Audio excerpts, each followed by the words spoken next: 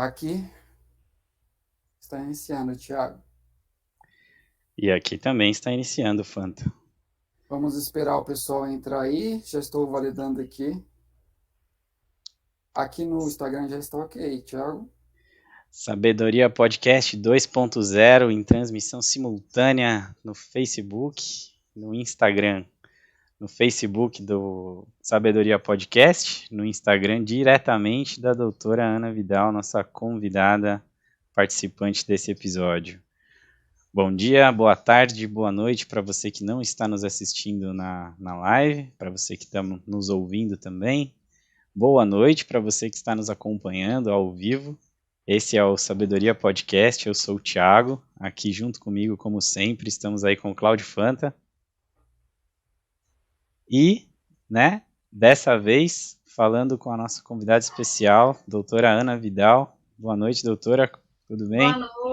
Boa noite, Thiago, boa noite, Cláudio, tudo bom com Bom, vocês? tudo bem. Tudo certo, muito obrigado pelo seu sim, muito obrigado pela sua participação com a gente. E é isso aí, estamos prontos para mais uma transmissão do Sabedoria Podcast. Para você que está assistindo a gente pelo Facebook, compartilha aí com seus amigos. Para você que está acompanhando a gente pelo Instagram, manda ver no aviãozinho, compartilha com todo mundo, para a gente fazer aí uma boa transmissão ao vivo. E todo mundo já sabe, né? Se não conseguiu acompanhar ao vivo, pode compartilhar depois, acessar a nossa página, acessar o nosso perfil. O vídeo na íntegra vai estar disponível e os cortes também estarão disponíveis dentro em breve. É isso aí, Fanta. Estamos preparados então para uma sabatina de perguntas? Vamos lá. Aí eu queria só que, inicialmente, né, a doutora se apresentasse aí, falasse um pouco da carreira dela, por favor. Então, eu sou a doutora Ana Vidal, eu sou médica funcional, nutróloga, ortomolecular, e eu comecei, na verdade, na medicina como anestesista, né? Eu cursei a faculdade de medicina, fiz 3 anos de residência médica em anestesia, só que depois de 10 anos de formada, eu vi que a medicina estava deixando muito assim a desejar. Por quê? Eu desencadeei uma doença autoimune, comecei a tentar tratar, né, com dermatologistas, com vários especialistas, e nunca consegui a cura dessa doença autoimune. E essa doença ia sempre piorando, piorando, por mais que eu tratasse. E isso foi me desestimulando um pouco com a medicina tradicional. Até que eu conheci, né, a medicina funcional, conheci essa medicina baseada na nutrição, na mudança de estilo de vida, e comecei a estudar, fiz vários cursos em São Paulo, comecei a me atualizar nessa área e comecei a me tratar dessa doença autoimune, que é a psoríase. E de lá para cá, eu vim obtendo sucesso, comecei a ter remissão dessa doença autoimune e sem, o melhor, sem ter que usar remédios, que antes eu vivia à base de corticoide, de remédios e sem nenhum resultado. E agora eu consegui a remissão da doença só tratando de alimentação, suplementando, cuidando do meu estilo de vida, do meu sono. E isso daí foi um divisor de águas na minha vida. Então eu passei a querer atuar com essa medicina, que é a medicina que eu acredito atualmente, que é a medicina funcional integrativa. Legal, já pegando o gancho aí, explica para o pessoal o que que é a medicina funcional integrativa, como é que funciona, qual que é a diferença da medicina tradicional, por favor. Então, a medicina funcional integrativa é a abordagem, né, a forma como ela vê, como ela encara aquela doença é diferente da medicina convencional. Por quê? A medicina funcional, ela quer descobrir o que aconteceu, qual foi a verdadeira causa daquela doença crônica. E atuando na consegue a remissão. Então, se vocês tiverem, por exemplo, uma noção, as doenças crônicas, né, por exemplo, diabetes, hipertensão, as doenças autoimunes, tudo isso, se você pesquisar através do estilo de vida do paciente, através de exames, né, da parte nutricional, da genética, você consegue achar a causa dessas doenças e tratando a causa, você tem a cura, né, a remissão dessas doenças. Então, a medicina funcional, ela vai atuar muito na causa e não em tratar apenas o sintoma, que é o que a medicina alopática faz. Ela só remedia, né? Ela só trata o sintoma e a doença continua aí progredindo. E fora isso, né, a medicina funcional integrativa, ela vê o paciente de forma integral, como um todo, e não separado por órgãos. Por exemplo, se você for no cardiologista, ele vai ver só seu coração e vai esquecer que você tem uma tireoide, que você tem um intestino, enfim, vai esquecer o resto do seu corpo e vai focar só no coração. Se você for no endocrinologista, ele vai ver só a parte das glândulas, né? A tireoide, como é que está funcionando, e não vai ver o resto do corpo. A medicina funcional, ela vê o indivíduo como um todo, porque os órgãos, um vai depender do funcionamento do outro, né? Eles vão atuar como se fosse uma sinfonia. Então, a medicina integrativa tem essa visão integral do paciente. Essa é a principal diferença, né, em relação à medicina alopática e tradicional. Então, qual seria a falha da medicina tradicional? Então, você acha que é tratar o efeito e não a causa? Seria mais ou menos isso? O que eles falham hoje em dia? Exatamente. Assim, a medicina convencional, a medicina tradicional, ela é muito boa para tratar doenças agudas. Por exemplo, se você tem que fazer uma cirurgia, sofreu um politraumatismo, enfim, se tem que ser operado, ali ela é boa para atuar lá cirurgicamente, nesses traumas. Se você, por exemplo, teve um infarto, também ela vai atuar ali naquele momento do infarto. Mas, para as doenças crônicas, ela deixa muito a desejar. Então, se você, por exemplo, tem uma doença autoimune ou uma hipertensão, por exemplo, a medicina alopática, ela só vai tratar o sintoma, ela só vai querer normalizar a sua pressão, mas ela não vai tratar a causa dessa hipertensão, ou seja, você vai ficar sempre dependente de remédios, né? Você vai ter que viver à base de remédios com todos os seus efeitos colaterais. Então, o foco maior é em tratar a causa e não ficar sempre remediando, que é o que a medicina convencional faz. Ela fica só remediando, remediando e a doença só vai evoluindo. Né? O paciente diabético é um paciente que eu fico assim, que tem, você consegue resolver o problema dele com mudanças na alimentação, né? O diabetes tipo 2, ele é uma doença nutricional. Se você corrigir a alimentação, né, melhorar o estilo de vida do paciente, ele não precisa usar remédios. Mas para a medicina convencional, não. Tem que ficar tratando com remédio e não importa, o paciente pode comer o que ele quiser, enfim. Se ele estiver tomando remédio, é como se ele estivesse tratando o diabetes. Então, doutora, aí e que deixa a desejar. quando você fala da questão de medicamentos terem efeitos colaterais, por que os medicamentos, todos eles têm algum efeito colateral? Então, todos os remédios, né, os medicamentos, eles são produtos sintéticos, né? Eles são fabricados pela indústria farmacêutica e para a indústria conseguir patentear esse medicamento, essa molécula não pode existir na natureza. Então, todo remédio que foi produzido pela indústria não existe em nenhum lugar no planeta Terra, assim, não existe na natureza. E quando você toma essa molécula, né, esse medicamento que o seu corpo não reconhece, ele vai querer eliminar essa molécula. E nesse processo de eliminação, vem todos os efeitos colaterais. É como se fosse uma droga mesmo, uma toxina para o seu organismo. E ele quer eliminar essa toxina. Então, por isso que todos os remédios vão ter efeitos colaterais. É só pegar a bula, né? Enfim, de todos os remédios, que obrigatoriamente tem que estar na bula.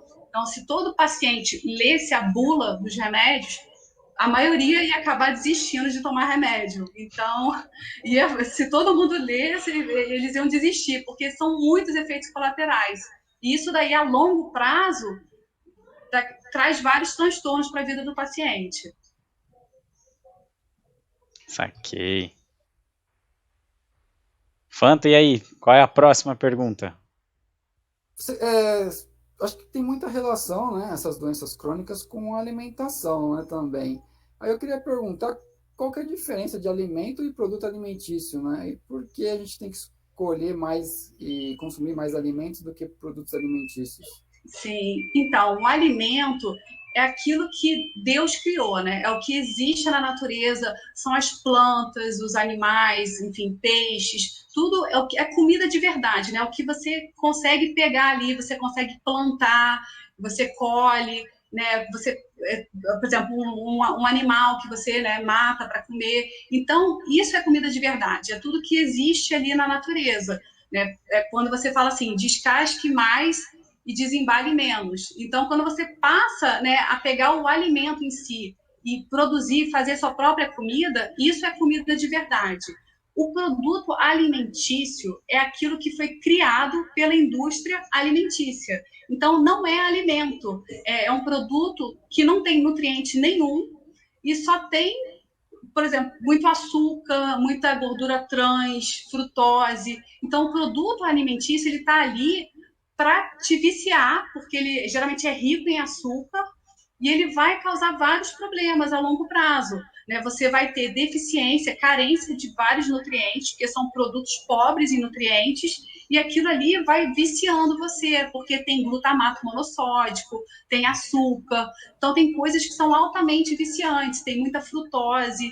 Então, o produto alimentício é isso, são aqueles alimentos ultraprocessados, por exemplo, tudo que é embalado, né, biscoitos, esses pães, tudo produzido, né, industrializado, o leite, por exemplo, esse leite de caixinha, né, que dura muitos anos, assim, você deixa ali na caixinha e fica lá um tempão na prateleira. Aquilo ali não é um alimento. Alimento estraga. O alimento, se você deixar fora da geladeira, em 2, 3 dias está estragado. Uma coisa que não estraga não é alimento. Então, está cheio de conservante, enfim, todos esses produtos que são fabricados, são ultraprocessados, né? Por exemplo, você vai comer uma comida industrializada, uma lasanha. Isso daí é um produto alimentício, não é um alimento. Balas, chocolates, enfim, tudo isso que só leva a doenças, né, no futuro, a longo prazo. Excelente. Falando um pouco de pandemia, né, a gente sabe que tem um coronavírus aí que está atrapalhando bastante. Qual que é a dica que você dá, né, falando de medicina funcional integrativa, para o nosso sistema imunológico? Enquanto a vacina não chega para todo mundo, o que o pessoal pode fazer para deixar o sistema imunológico forte, né, para tentar combater de uma forma mais rápida, né, se o coronavírus infectar essa pessoa? Sim, então, o principal, né, que você tem que fazer é fortalecer o seu sistema imune inato. Porque qual é a diferença? O sistema imune inato é aquela primeira linha de defesa do nosso organismo, é aquela defesa inespecífica, que ela vai defender contra qualquer vírus, né, bactéria, é a primeira linha de defesa. Então, se você, por exemplo, tiver uma alimentação inflamatória, isso daí vai sobrecarregar o seu intestino, ele vai inflamar o seu intestino. E ali no intestino tem 80% do sistema imunológico, está presente ali no intestino. Se você tem uma alimentação altamente inflamatória, se você consome muito açúcar, por exemplo, muito produto refinado, farinhas brancas, isso daí vai inflamar o seu intestino e vai sobrecarregar o seu sistema imunológico. Então, o sistema imunológico, quando ele tiver precisar, enfim, combater algum vírus ou bactéria, ele já vai estar tão sobrecarregado, tão inflamado, que ele não vai conseguir dar conta desse recado. Então, o que você tem que fazer? Primeiro, ter uma alimentação anti-inflamatória.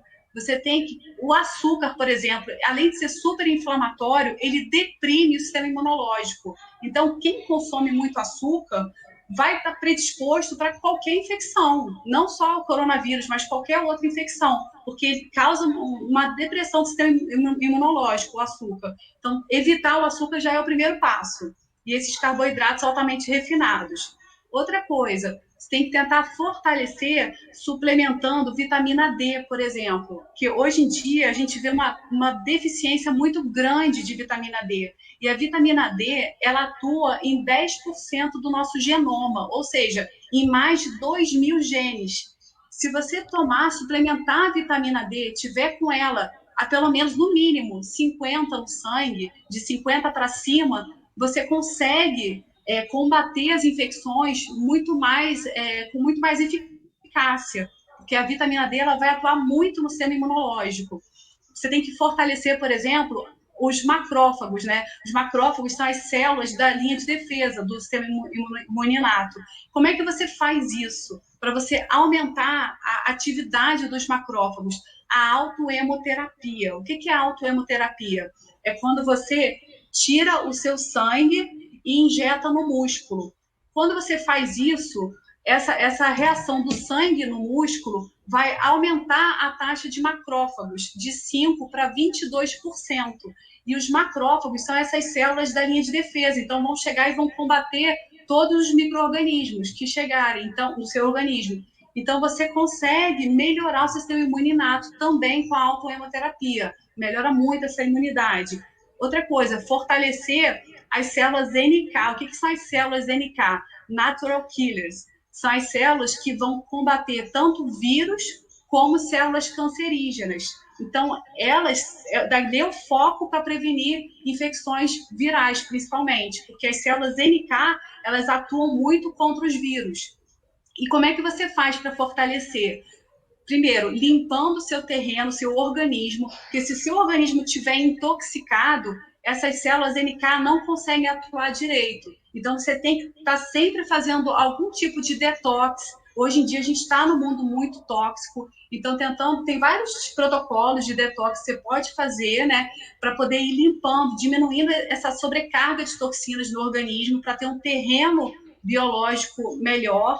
E isso daí vai ajudar muito para que essas células NK consigam identificar e matar logo esses predadores, assim, esses micro-organismos que vão entrando no nosso organismo. Então, o foco é fortalecer o sistema imuninato. O adquirido seria através da vacina, mas o problema do sistema imune adquirido, ele é muito específico. Então, é o que pode estar acontecendo agora. As pessoas estão sendo vacinadas, mas o vírus está sofrendo mutação, está sofrendo várias mutações. E quem garante que essa vacina vai funcionar para esses mutantes? Provavelmente não vai. Por quê? A vacina é uma imunidade adquirida, específica. Então, o anticorpo produzido vai ser específico para esse vírus aqui. Se ele sofrer uma mutação muito grande, já perde a função. Então, a imunidade inata não. A imunidade inata ela é inespecífica. Ela vai atuar sobre qualquer vírus. Então, o foco tem que ser em fortalecer essa imunidade inata. E isso através de mudanças de estilo de vida, um sono de qualidade, um sono reparador, uma alimentação anti-inflamatória, tirando todos esses alimentos, açúcar, glúten, tudo que inflama muito o organismo, fazendo autohemoterapia, o ozônio também, que ajuda muito na questão da imunidade. Então, quem usa, né, quem faz ozônio, terapia, tem um sistema imunológico muito melhor, muito mais eficaz. Então, assim, tem várias coisas que a gente pode fazer aí para ajudar nesse combate aí, não só ao coronavírus, mas contra todos os outros aí que vão aparecer, enfim, todas as infecções aí que tem. E a suplementação de vitamina D, isso daí é essencial. Suplementar a vitamina D, porque hoje em dia ninguém se expõe ao sol, então se você não se expõe, você tem que suplementar, não tem outra forma. Então, isso seria, assim, o principal. Super interessante, doutora. E interessante de saber que a gente tem essa situação, então, essas células NK, Natural Killer, que vão ser produzidas pelo próprio corpo e vão matar o que não faz parte do corpo. Muito bacana. Exatamente. E você citou, doutor, algumas coisas sobre questões de alimentos que causam essas inflamações. Então a gente também tem alimentos anti-inflamatórios naturais. Em vez de sair tomando um monte de remédio, consumir alimento, então, seria uma melhor condição. Tem algum exemplo ou alguma coisa que você queira dizer sobre isso, sobre esses alimentos anti-inflamatórios? Sim, sim. Temos muitos alimentos super anti-inflamatórios. O principal é a curcumina. A curcumina, ela é o maior anti-inflamatório que existe na natureza. Então, o consumo, né, pode ser através da alimentação ou suplementação, vai ajudar muito no controle desses processos inflamatórios. Então, a curcumina é um alimento, assim, na verdade é um condimento que eu indico, né, para todos os meus pacientes. Por quê? Ele vai ajudar tanto em doenças neurodegenerativas, previne Alzheimer, e ele atua nessa questão inflamatória, né, no reparo do intestino, nessa inflamação a nível intestinal. Então, a curcumina seria um dos alimentos, assim, dos principais anti-inflamatórios.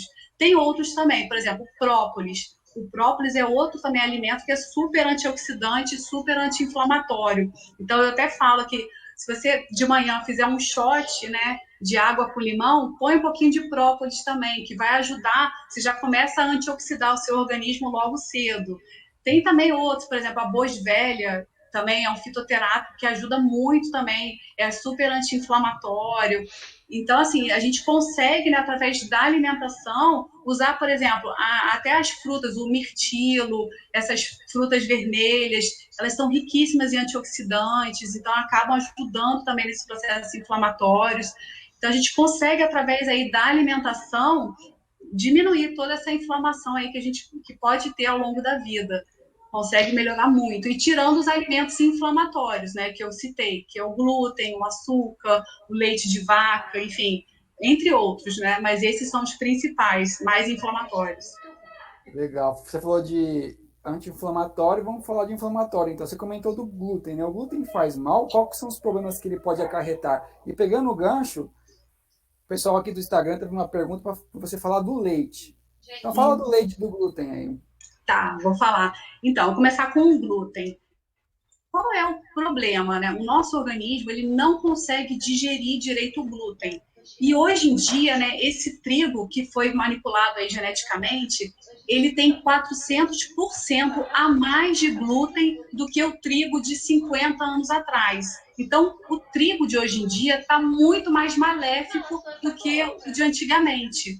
E qual é o problema? O glúten, ele tem a gliadina, que é uma prolamina. Essa gliadina, ela chega lá a nível de mucosa, lá no intestino, e ela causa o que a gente fala de leak gut. O que é isso, leak gut? É o aumento da permeabilidade intestinal. É como se as células do nosso intestino delgado, elas ficam todas assim coladinhas uma na outra. A gliadina chega e faz um buraquinho entre essas células. Então o intestino fica todo cheio de buraco. Eu falo que é como se o intestino virasse uma peneira, ficasse todo cheio de, todo vazado, cheio de buraquinhos. A gliadina do glúten causa isso. E qual é o grande problema de ficar todo vazado o seu intestino? Coisas que não deveriam passar para o sangue acabam passando. E isso vai sobrecarregar o quê? O sistema imunológico. Então você acaba ficando inflamado porque está sobrecarregando o seu sistema imunológico com essas substâncias ou micro-organismos que não deveriam passar e acabam passando, porque o intestino está todo vazado. Então, a gliadina é a maior causadora disso, né, desse leak gut do intestino. O leite de vaca, qual é o maior problema do leite de vaca? Ele tem a lactose, que seria a questão de intolerância, mas isso daí você resolve tomando a enzima lactase. O maior problema do leite de vaca é a caseína, que é a proteína do leite de vaca. Isso que vai causar todo o estrago no leite de vaca. Por quê? A caseína ela é altamente inflamatória. Então, o mesmo mal que o glúten, né, que a gliadina do glúten causa, a caseína também vai causar no seu intestino. Então, esses alimentos, a pessoa às vezes acha que já toma muito tempo, desde criança, que não vai fazer mal, só que aquilo ali vai inflamando, até que chega uma hora que desencadeia uma doença, que pode ser uma doença autoimune, né? Pode desencadear, às vezes, até um câncer. Por quê? Isso dali vai sobrecarregando o sistema imunológico. O sistema imunológico, ele combate as células cancerígenas que a gente acaba produzindo aí todos os dias no nosso organismo. Se você sobrecarrega o sistema imunológico, ele vai deixar passar uma célula cancerígena e aí uma hora vira um câncer mesmo. Então, tem que melhorar assim, essa questão toda alimentar para você fazer o reparo do intestino e não deixar ele ficar assim, hiperpermeável, né, com esse todo vazado, para não passar coisas para a corrente sanguínea que não deveriam passar. Então, isso seria o principal em relação ao glúten. Infelizmente, hoje em dia, todo mundo consome muito alimento que tem glúten, né? Sim, e além desses dois, né, que você mencionou, tem também aí a menção sobre o açúcar. Por que o açúcar também é inflamatório, doutora? Sim, o açúcar por si só ele já é inflamatório, né? Ele vai atuar a nível intestinal também, causando esse leaky gut, essa inflamação a nível intestinal. E fora isso, ele causa uma coisa que é chamada de glicação. O que é glicação? Quando você come qualquer coisa com açúcar, você faz um pico de glicose no sangue, né? Uma hiperglicemia, um pico de glicose. Essa glicose vai glicar as proteínas, por isso que tem a hemoglobina glicada, que é quando o açúcar, né, a glicose glica essa proteína. No processo de glicação, essa proteína, ela desnatura, ou seja, ela perde a sua função. Então, por exemplo, uma hemoglobina glicada, ela vai parar de carregar o oxigênio. Então, isso leva a uma hipóxia, né? Você acaba não levando muito oxigênio para as células. Por isso que quem é diabético tem uma chance maior de, enfim, de amputar a perna, de ter lesões, por exemplo, que se infectam muito fácil. Porque a parte de oxigenação deles está muito ruim, porque a hemoglobina glicada fica alta. Então, você acaba não levando muito oxigênio para as células, vira uma hipóxia aí funcional. E também essa glicação, ela causa inflamação no organismo. A própria glicação inflama e oxida o organismo. Então, o açúcar ele é altamente assim maléfico e altamente inflamatório por causa disso, porque ele glica, ele agride o intestino, ele inflama. Então, assim, é muito tóxico para o nosso organismo. E aí me veio uma situação de dúvida, né? Como você mencionou há pouco tempo atrás, que algumas pessoas podem, inclusive, desenvolver câncer. Será que essas pessoas desenvolvem esse tipo de doença por consumirem em excesso? Porque o corpo já é predisposto a isso? Pela combinação dos fatores, mas assim, o que será que acontece para que algumas pessoas venham a desenvolver essas doenças e outras não?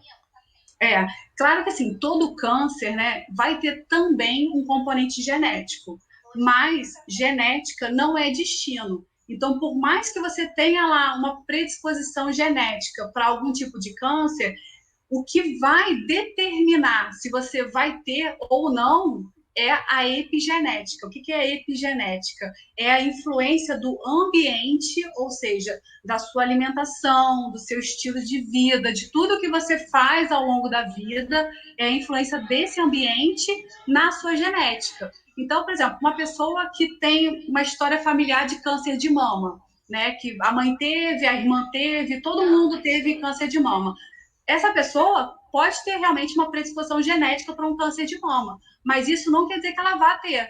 Se ela, por exemplo, não consumir muito açúcar, se ela usar o indol 3-carbinol, o que é isso? Ele é um suplemento que vai ajudar a prevenir que essas células se transformem em células cancerígenas.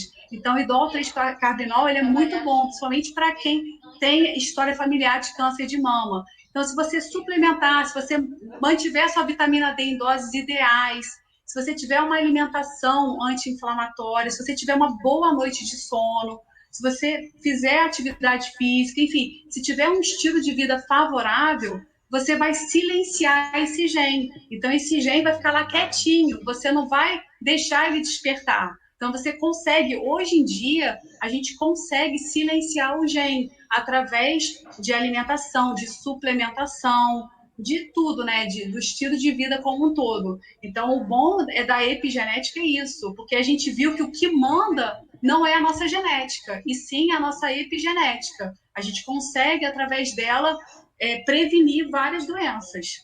Então vai aquela dica bem antiga e bem recorrente, né? Comer direitinho, fazer atividade física, então fica bem, né? Sim, com certeza. Um sono de qualidade, que o sono também é muito importante. E, claro, Dormir a bem, boa. suplementação. Né? Hoje em dia, infelizmente, só através da alimentação a gente não consegue todos os nutrientes necessários. Então, a gente acaba tendo que suplementar. Né? O principal seria a vitamina D, mas tem vários outros nutrientes, o magnésio, por exemplo. O solo aqui no Brasil, ele é muito pobre em magnésio. Então, não adianta você comer uma folha, uma couve, que ela vai estar pobre em magnésio, porque o solo não tem. Então, se você não suplementar, você vai ter carência desse nutriente. Então, tem vários nutrientes que, às vezes, você, através da alimentação, você não consegue suprir essas carências, acaba tendo que suplementar. Legal, legal. Isso aqui só mandando uma mensagem aí pro Alex, hein?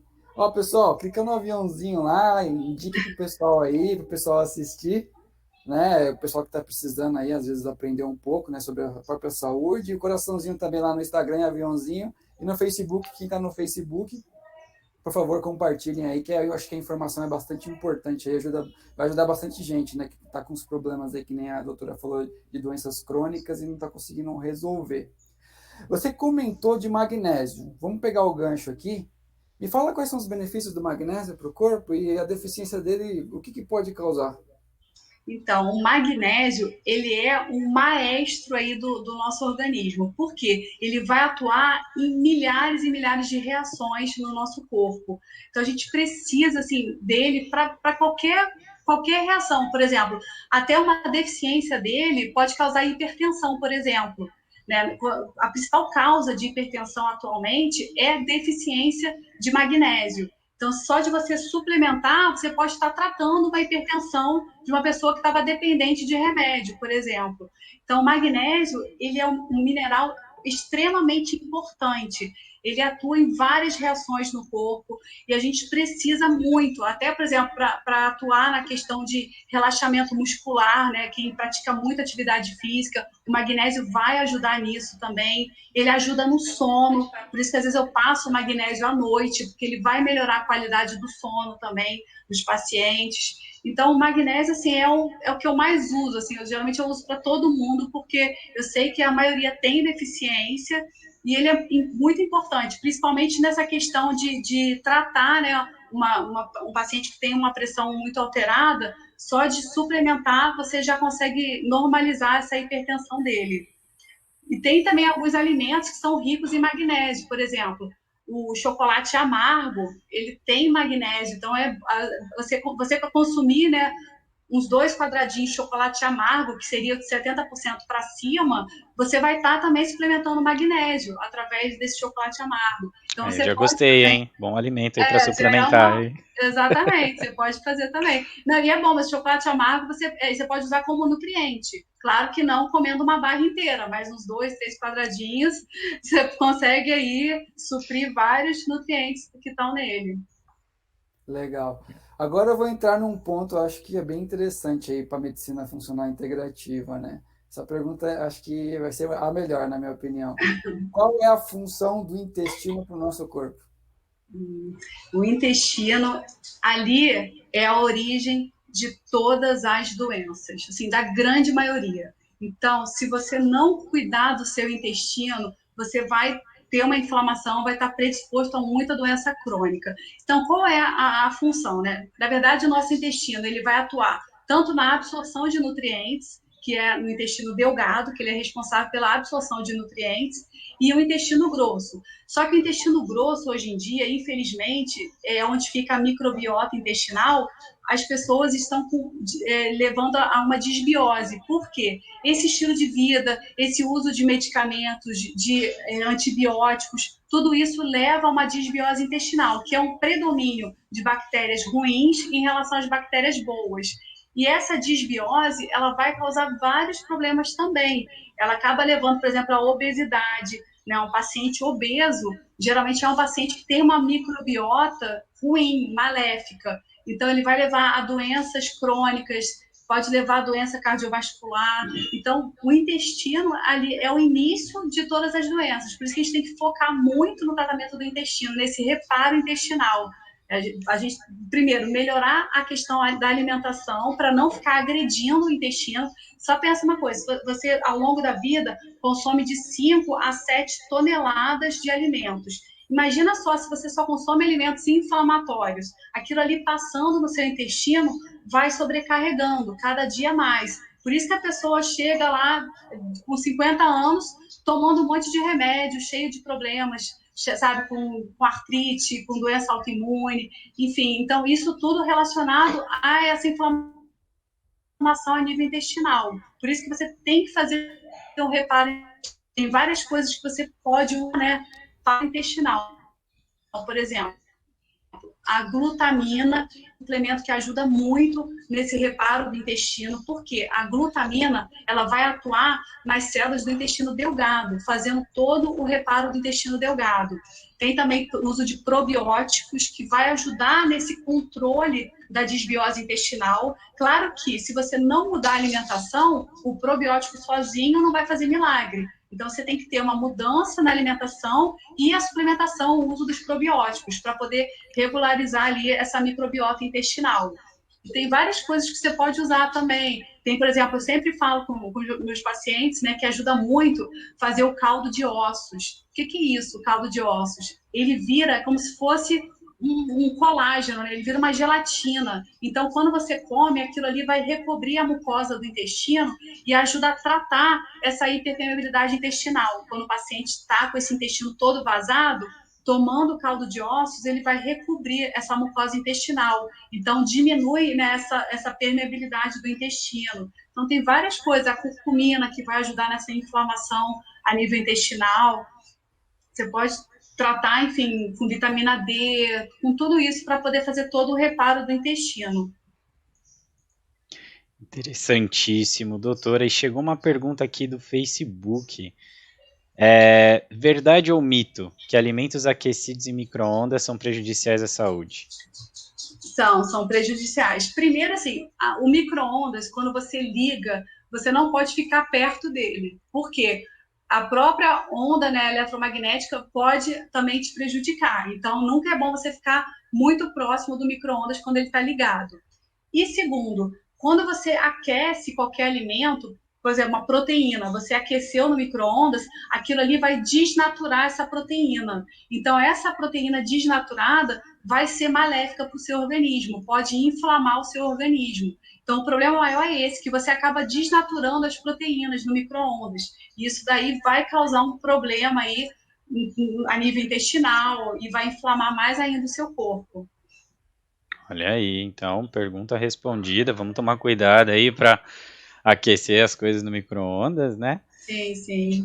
Tem que tentar evitar, assim, deixar para usar quando você realmente não pode fazer nada, assim, tem que ser só no micro-ondas, mas deixa para último caso, não fica usando todos os dias. Certo. E mudando um pouquinho de assunto, doutor, esses dias aí até caiu uma pergunta aqui da lista das perguntas e apareceu também o resultado num dos exames que eu fiz aí no exame de sangue. Homocisteína, alta, baixa, o que significa isso? Pois é, a homocisteína, o que acontece? Ela não pode ser acima de 8. Por quê? A homocisteína, ela é um marcador para várias doenças, principalmente doença cardiovascular. Então, quando essa homocisteína está muito acima de 8, por exemplo, eu já peguei pacientes com mais de 20 de homocisteína. Esse paciente é uma bomba relógio, porque ele pode desencadear ou eventos tromboembólicos, né? Pode predispor a trombose, por exemplo, ou então a infarto, a qualquer doença cardiovascular, pode levar também a doenças neurodegenerativas, por exemplo, um paciente que tem uma predisposição a ter Alzheimer, se ele tiver uma cisteína muito alta, a chance aumenta mais ainda. Então, a homocisteína ela é um marcador para todas essas doenças, mas principalmente para doenças cardiovasculares. Por isso que a gente tem que estar sempre com a homocisteína no máximo até 8.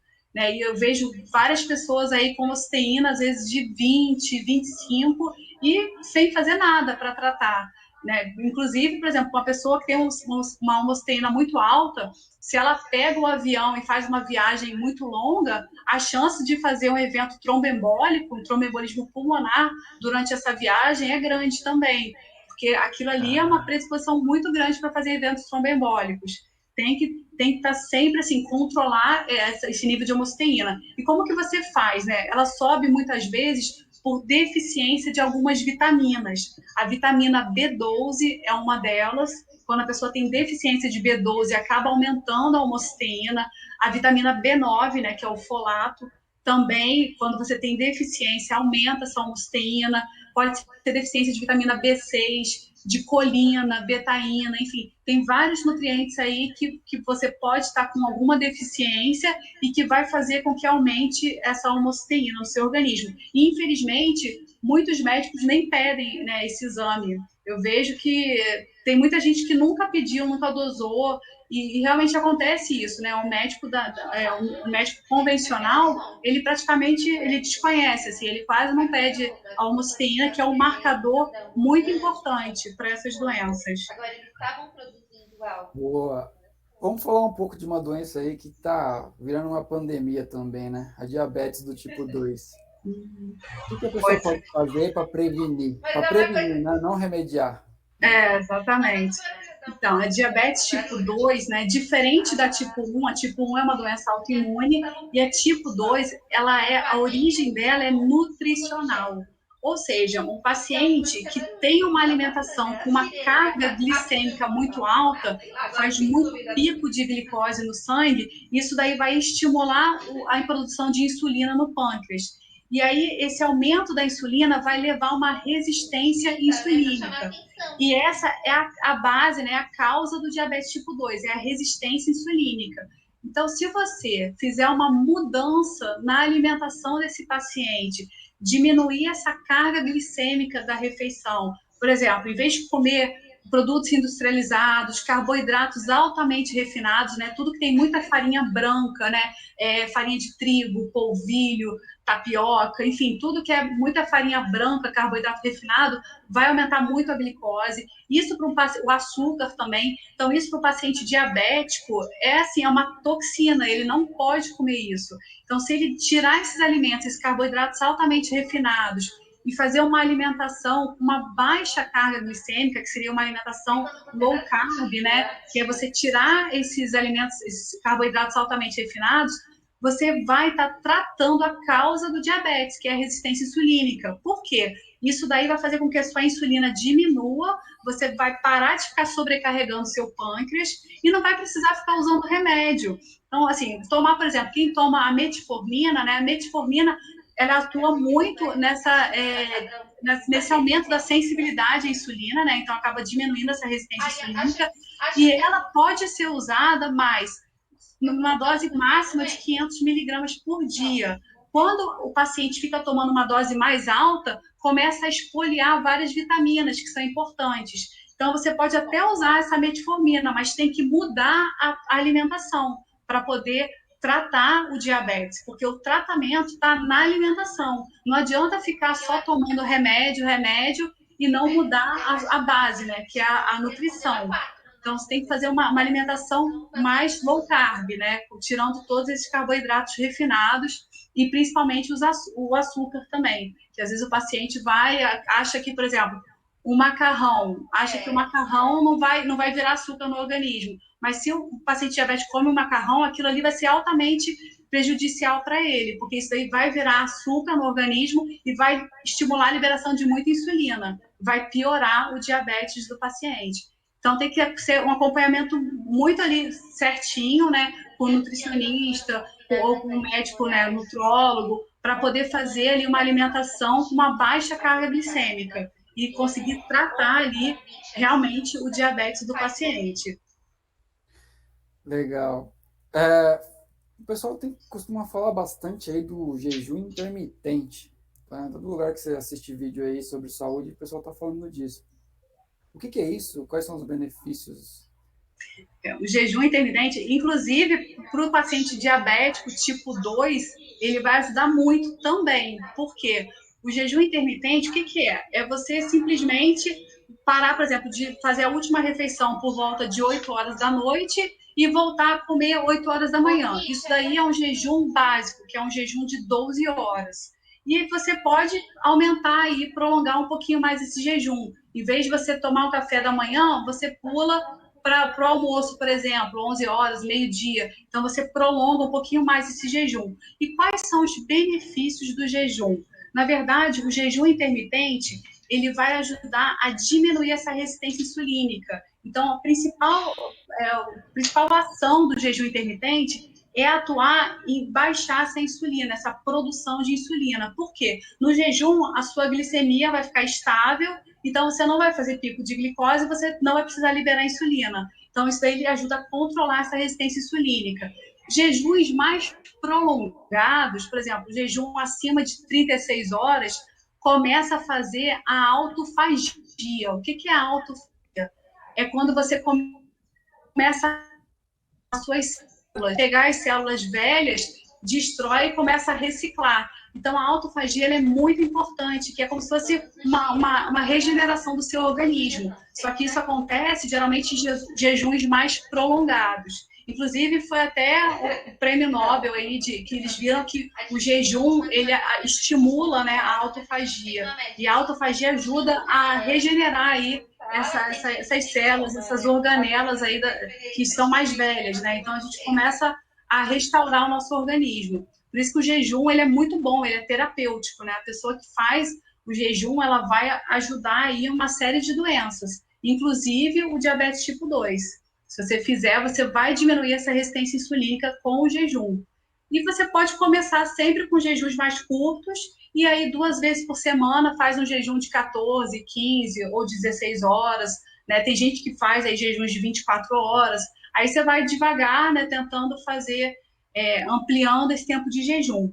E o que você pode comer, o que você pode, né, tomar durante o jejum? Seria água, café, mas sem açúcar e sem adoçante, chás sem açúcar e sem adoçante também, e a água com limão. Então, isso daí são coisas que seriam permitidas durante o jejum, né? Que você tem que aumentar a sua hidratação, isso é muito importante. Então, consumo de água, de chá, daí você pode fazer ao longo do jejum e não pode, enfim, comer nada, né, durante esse período para você manter essa glicemia estável e não fazer pico de insulina. Muito interessante. E a gente falou, doutora, um tempo atrás aí sobre a importância da vitamina D, e a gente vem ouvindo falar também da vitamina K2. Quais são os benefícios dessas vitaminas no nosso organismo? A vitamina D, primeiro, ela vai atuar em mais de 2.000 genes do nosso organismo, então ela ajuda muito, né, enfim, em várias reações, ela vai ajudar na questão do intestino também, no reparo intestinal, ajuda o sistema imunológico, e a vitamina D, ela aumenta a absorção de cálcio a nível intestinal. E por que eu sempre associo a vitamina D com a K2? Porque como a vitamina D, ela vai aumentar essa absorção de cálcio, o cálcio no nosso organismo ele não tem GPS, então ele não sabe para onde ele vai. A K2 ela é o GPS do cálcio, ou seja, ela vai pegar o cálcio e vai levar para os ossos e para os dentes. Porque senão, se o cálcio não tiver a K2, por isso que não é bom você tomar a vitamina D sozinha, sem K2. Porque o cálcio no seu organismo ele pode se depositar nas artérias, ele pode calcificar articulações, então, calcificar válvulas cardíacas. Então, ele pode ir para qualquer lugar. A K2 vai direcionar o cálcio, vai mandar o cálcio para os ossos e para os dentes. Então, vai ajudar tanto na prevenção de osteoporose, como também na prevenção de cárie. Por quê? A cárie, qual é a causa, né, da cárie? É uma deficiência de K2 e o alto consumo de açúcar, porque o açúcar vai predispor a cárie. E a deficiência de K2 faz com que o dente fique mais frágil, né? Vai diminuir essa calcificação no dente. Então, isso daí é uma causa. E também de osteoporose, porque quando você não tem K2, o cálcio vai para qualquer lugar e não vai para o osso, que é onde ele tem que ir. Então, por isso que é muito importante você sempre associar K2 à vitamina D na suplementação. Muito bom. Boa. Agora sim, a última pergunta, hein, doutora? Tem algumas perguntas aqui, né, que o pessoal mandou. Teve uma que foi até engraçada, que ele falou, o rapaz falou assim, ó, eu fiz um jejum, eu fiz um jejum intermitente de 12 horas, mas jejum grande mesmo é do Vasco, desde 1988. É sacanagem isso aí, né? Sim, pois é. Mas a próxima pergunta é sobre a coenzima Q10, né? Acho que é isso, assim que se fala. Qual que é a função dela? Sim, coenzima Q10. Então, a coenzima Q10, ela está presente nas nossas usinas de energia. O que são as usinas de energia das nossas células? São as mitocôndrias. Então, a coenzima Q10, ela fica lá na membrana interna da mitocôndria. E ela vai atuar o quê? Na produção de ATP, ou seja, a produção de energia a nível celular. Então, ela está presente em todas as células do nosso corpo, todas as células. Por quê? tudo tem mitocôndria. Inclusive, o nosso coração é onde tem mais mitocôndria, porque ele precisa de energia lá o tempo todo. Então, a coenzima Q10 ela vai atuar nessa produção energética lá da mitocôndria. Por isso que ela é tão importante, além dela funcionar também como um super antioxidante no nosso organismo. E o que acontece? A partir dos 40 anos, as pessoas já começam a diminuir essa produção de coenzima Q10 no organismo. Então, a partir dos 40 anos, você acaba tendo que suplementar a coenzima Q10. Porque senão você começa a ficar sem energia, o músculo cardíaco começa a ficar também, pode levar até uma insuficiência cardíaca, quando você tem uma deficiência de energia muito grande, né? Você não consegue bombear direito, pode levar uma insuficiência cardíaca a longo prazo. Então, você tem que estar sempre atento, né, para suplementar a partir dos 40 anos. E quem toma, por exemplo, estatina, a estatina, que é um medicamento usado para baixar o colesterol, ele bloqueia totalmente a produção de coenzima Q10. Então, o usuário de estatina obrigatoriamente tem que suplementar coenzima Q10. A maioria fica cansado, não consegue nem subir a escada direito, fica com dor muscular, dor na perna. Então, isso tudo é por deficiência da coenzima Q10. Né? Ela é importantíssima para todas as células, para o funcionamento, para a produção energética de todas as células. E quais alimentos, assim, que poderiam ser consumidos para poder aumentar essa coenzima? A coenzima Q10, o ideal, né, nem através do alimento. Por quê? A coenzima Q10, a biodisponibilidade dela por via oral é muito baixa. Você só aproveita 2% da coenzima Q10 via oral. Então, você acaba tendo que suplementar ou o suplemento sublingual, que é o que eu passo na maioria das vezes. Por quê? O sublingual, ele cai direto na circulação. Ele é absorvido aqui embaixo da língua e vai direto para a circulação. Então, você aproveita quase que 70%, 80% dele. A quantidade é muito maior. Ou intramuscular, seria outra forma também de suplementar a coenzima Q10.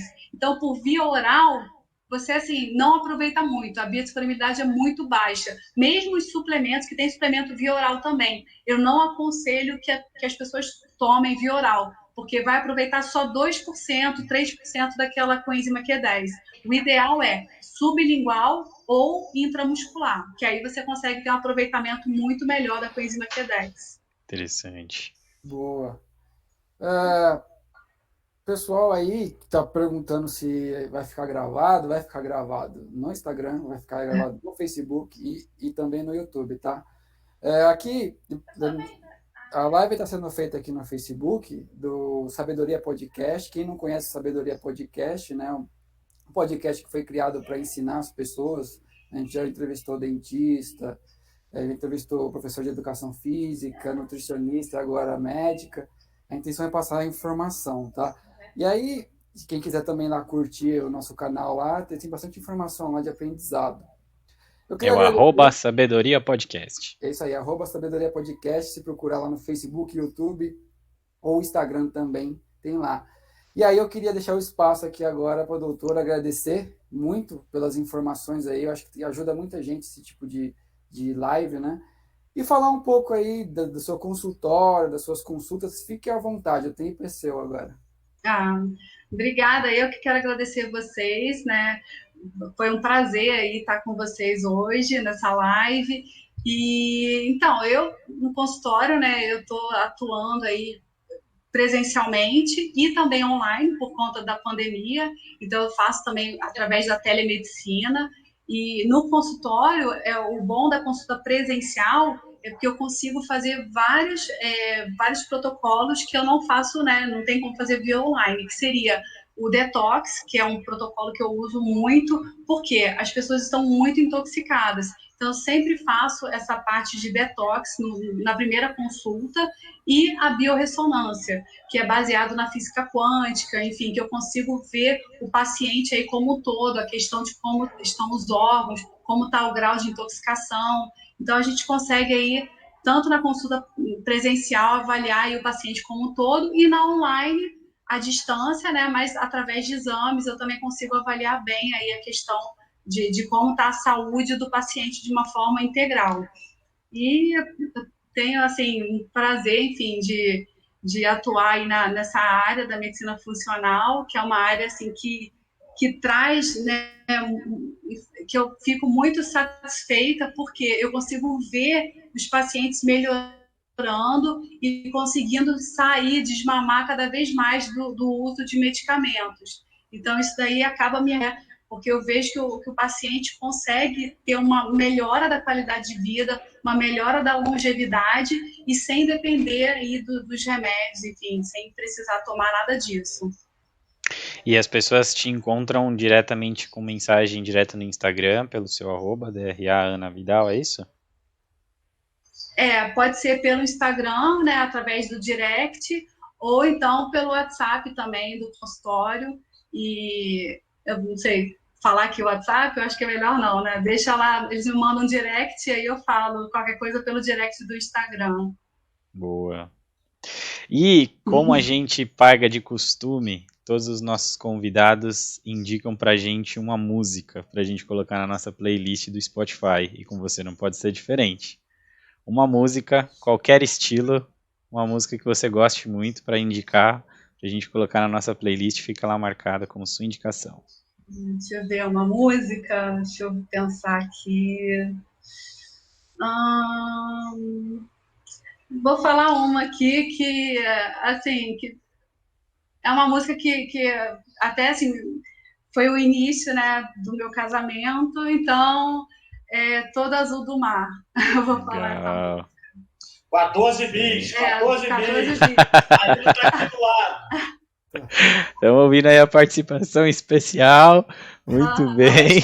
Obrigado aí pela participação de todos, tá? Aqui é uma família aqui seguindo de vocês. Obrigada aí, gente. Foi um prazer mesmo. Eu agradeço novamente a doutora aí e o pessoal aí também que está na live interagindo bastante. Agradeço a todo mundo aí pela audiência e até a próxima. Obrigado. Obrigado. Muito obrigado, pessoal. Obrigada, tchau, tchau. gente. Tchau, tchau.